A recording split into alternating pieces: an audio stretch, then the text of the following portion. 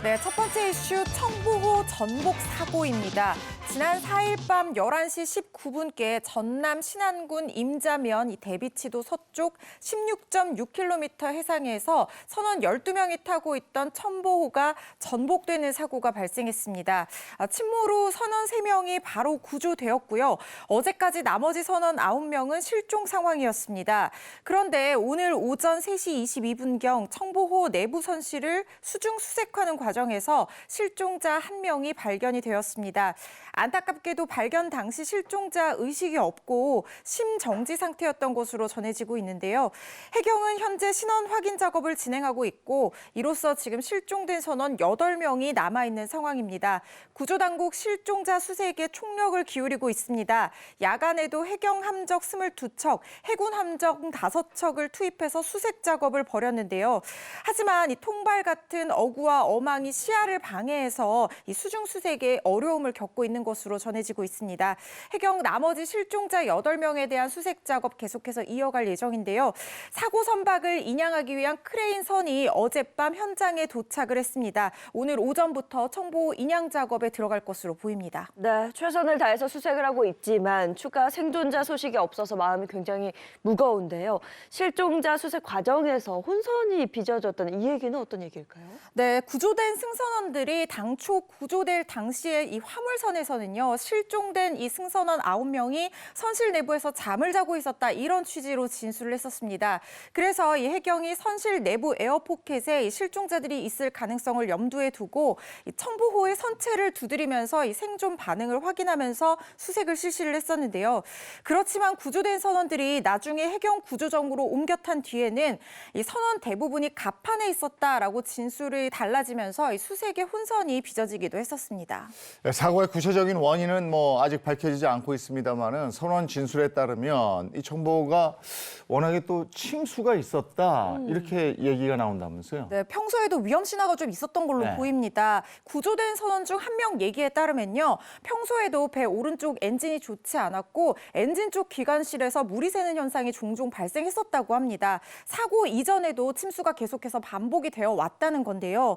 특히 사고 당일 출항 당시에도요, 물이 새기는 했지만 양이 많지 않아서 그대로 운항했다라고 진술을 하고 있어서 정확한 사고 원인 규명이 필요해 보입니다. 네, 다음 이슈 연료 물가 폭등입니다. 요즘에 정말 보일러 켜기도 힘들고요. 정말 고지서 보는 것도 무서운 기분이 들 정도인데요. 그만큼 가스비나 난방비 많이 올랐다는 거 체감하실 겁니다. 지난달 기준으로요, 가정에서 사용하는 이 전기, 가스, 난방비 등 연료 물가가 1년 새 30% 넘게 올라간 것으로 나타났습니다. 외환위기 이후에 가장 많이 상승한 것이라는 분석인데요. 먹거리 물가도 심상치 않습니다. 식료품, 비주류 음료 가격의 한 달 상승률이요, 2년 만에 최고치를 기록했다고 합니다. 소비자들이 느끼는 체감 물가 상승률 여전히 높다는 지적이 나옵니다. 네, 도시가스 폭탄 고지서 인증글이 화제가 될 정도로 요즘 정말 많이 올랐다 이런 말을 하게 되는데 구체적으로 연료 물가가 어느 정도나 오른 거예요? 전기요금 작년에 3번 올랐습니다. 네. 4월, 7월, 10월에 이어서 지난달에도 물가가 지금 요금이 인상이 됐는데요. 도시가스 요금은 지난해 4월, 5월, 7월, 10월 4번 인상이 됐습니다. 구체적으로 보면은 전기요금 1년 전보다 29.5% 상승했습니다. 이 상승은요, 이 1981년 1월 36.6%가 상승한 이후에 42년 만에 최고치입니다. 도시가스 36.2% 올랐습니다. 작년 10월에서 12월과 상승률 같았고요. 지역 난방비 상승률도 30% 넘었습니다. 작년 10월에서 12월과 같은 34.0%였는데요. 이런 수치는 통계 작성이 시작된 2005년 이후 최고치들입니다. 또 도시가스가 공급되지 않은 지역에서 주로 사용하는 서민 연료죠. 이 등유는요, 1년 전보다 37.7%나 상승한 것으로 나타났습니다. 외환위기 이후에 가장 높은 상승세라고 하는데 저희 아파트는 아직 1월 고지서 못 받았는데 겁납니다. 지금 하도 이런 얘기 나오니까. 그죠? 예. 네, 이 결혼 10년 차 외벌이인 남편이 아내에게 경제권을 넘겨주고 직장 생활을 열심히 해왔다고 합니다. 네. 그런데 아내의 지출 내역을 보다 깜짝 놀라게 됩니다. 이 남편의 상의 없이 친정에게 매달 50만 원씩 무려 10년간 붙여왔다고 하는데요. 그 금액이 한 5천만 원이 넘는다고 합니다. 네네. 사실 그동안 시가에는 단돈 5만 원 쓰는 것도 아까워했던 아내였기 때문에 남편의 배신감이 컸다고 하고요. 결국 아내를 믿지 못하는 남편은 이 경제권을 다시 가져왔고 그러고 나서 대신 아내에게 넉넉한 생활금을 줬다고 합니다. 그러니까 아내가 남편의 상의 없이 10년간 친정에 용돈을 붙였다. 이게 효녀인데죠, 어떻게 보면. 그렇죠? 근데 아내를 믿었던 만큼 남편의 배신감은 좀 많이 클 것 같아요. 맞습니다. 이 아내가 수입을 모두 알게 되면 네. 친정에게 돈을 붙일 거를 아니까 남편도 이제 비상금을 조금씩 모으기 시작했습니다. 그러던 중에 이 아내가 남편의 비상금을 알게 된 겁니다. 그리고 그 금액이 1억 원이 넘는 거를 알게 되면서 일종의 기쁨도 있었지만 동시에 이 배신감도 느끼게 된 거죠. 남편은 아내에게 우리 집에 이 가정 경제를 위해서 모아둔 돈이라고 말은 했지만 아내는 결국 다툼 끝에 이혼을 요구했고요. 또 그 비상금에 대한 재산 분할까지 해달라고 요구했다고 합니다.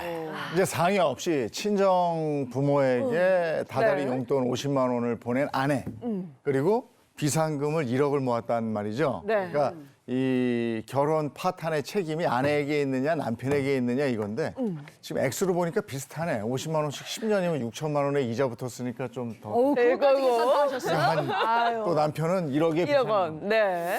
글쎄. 우리가 한번 정해볼까요? 네. 누가 더 잘못했는지? 아니 뭐 근데 아내가 먼저 했으니까. 저도 아내가. 네, 네. 아내가 먼저 그 시작은 해서. 아내가 했죠. 아니 돈을 안 보내줬으니까 아내가 몰래 보내줬겠죠. 아니 근데 그러니까, 시댁에는 5만 원도 안 줬대잖아. 아 그러네. 근데 남편은 비상금 1억을 모았으면 나중에 진짜 비상사태에 1억 꺼내서 쓸 수도 있는 거니까. 근데 이건 사라진 돈이잖아. 그러니까 아내. 그러니까 득당했어. 그러니까 아내네 또. 저도 선수 쳤으니까 남편을 생각했는데 아내네. 네. 가족을 위해서 돈을 자, 이렇게 모았다고 생각. 저희는 이렇게 생각합니다. 네. 정답이 뭔지 좀 들어봐야겠는데요? 아니, 여러분 부모님께 용돈 안 드리시나요? 드리는데. 몰래 드리진 않아요.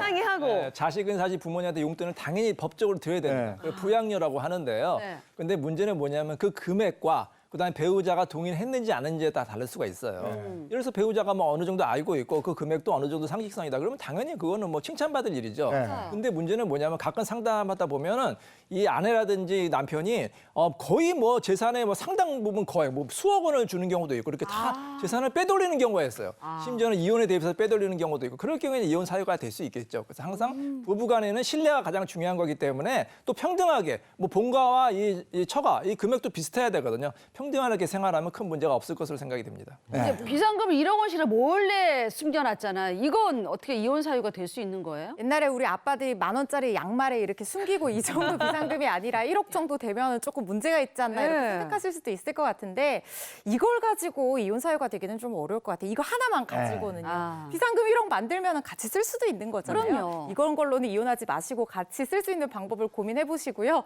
비상금 숨겨서 배우자가 몰랐다 하더라도 만약에 이혼 소송 가게 된다고 하면 재산 분할 대상 될 수 있거든요. 맞아요. 재산 조회 절차 같은 것들 통해서 다 찾아진다는 점 참고하시기 바랍니다. 네. 보니까 아내도 잘못했고요. 남편도 잘못했습니다. 잘못했어. 둘 다 잘못했어요. 네. 아니 가족 간의 돈 거래, 돈 문제는 투명해야 되고 그럼요, 서로 맞아. 네. 상의하고 이렇게 해야죠.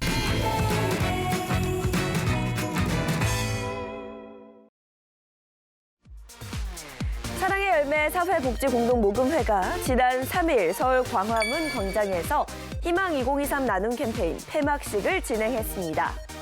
희망 2023 나눔 캠페인은 함께하는 나눔, 지속 가능한 미래라는 슬로건으로 지난해 12월 1일부터 약 62일간 전국 17개 시도지회에서 전개됐는데요. 어려운 경제 상황에도 많은 국민과 기업들의 따스한 사랑이 더해져 역대 캠페인 중 최고액인 4,444억 원이 모금됐습니다. 모금액은 지역사회 안전지원, 위기가정 긴급지원, 사회적 돌봄 지원, 교육 및 자립지원에 사용될 예정인데요. 사랑의 열매 김병준 회장은 소득 불평등, 사회 경제적 그늘을 해소하고 나를 위한 기부, 공동체를 위한 기부의 나눔 문화를 만들어 나가는데 앞장서겠다고 강조했습니다.